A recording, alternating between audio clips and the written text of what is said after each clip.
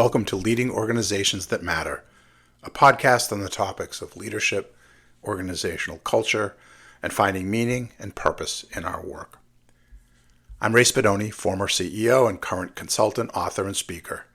Today's topic is making it personal by getting close. For many who work in mission-driven organizations, the mission itself is little more than words presented on the company's website or documented on posters in conference rooms. It suggests a purpose, an identity, but those words contain little of the essence of the work, of the day-to-day reality of the meaning. They are, after all, just words. We all have a transactional relationship with our jobs. We give our time, energy, and commitment, and they give us money, benefits, and structure for our days. This has always been the case, and there's nothing wrong with that. But for many who are engaged in the work itself, it's about something else as well. It's about helping those who struggle, who have been dealt a difficult hand, and who experience great challenge. For these employees, it runs deeper than mere words. In my experience, the personal relationship to the mission among those who sit at the top of an organization, most especially board members and the executive team, is an important determinant of the organization's overall mission effectiveness. If the leaders of the organization are mostly or solely in the transactional camp, then that organization is likely to fall down when it comes to mission impact.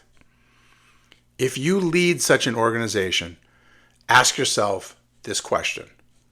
When it comes to mission, is it personal? In other words, do you feel the mission of that organization in your bones? Do you care on a personal level about the work itself? Do you understand it from the ground up and right there in the weeds? Is it under your skin? Bryan Stevenson, in his excellent book, Just Mercy, described the advice his grandmother once gave to him. She said, "You can't understand most of the important things from a distance, Bryan. You have to get close."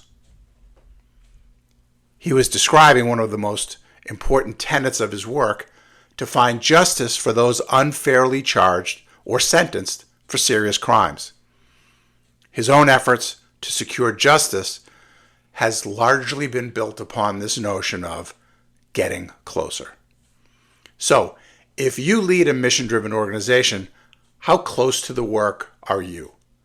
How close to the personnel who do the work are you? And how close to the clients or patients are you?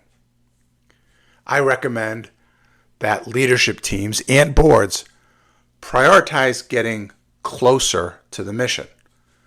This extends far beyond hearing moving and motivational testimonials from the comforts of conference rooms, but rather getting out into the field and, with appropriate precautions and privacy measures, of course, actually seeing the work in action, hearing patient and client stories, understanding what staff do and what their challenges are, why they may get frustrated, and what they need to be more impactful.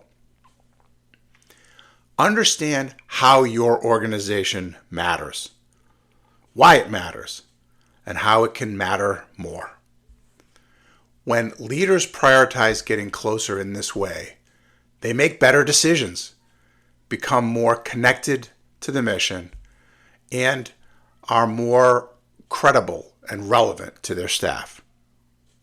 You have to get close. Thanks for listening. I hope you'll consider subscribing to this podcast and providing a review on Apple Podcasts or your platform of choice. Feel free to learn more about me and my work at redsailsadvisors.com.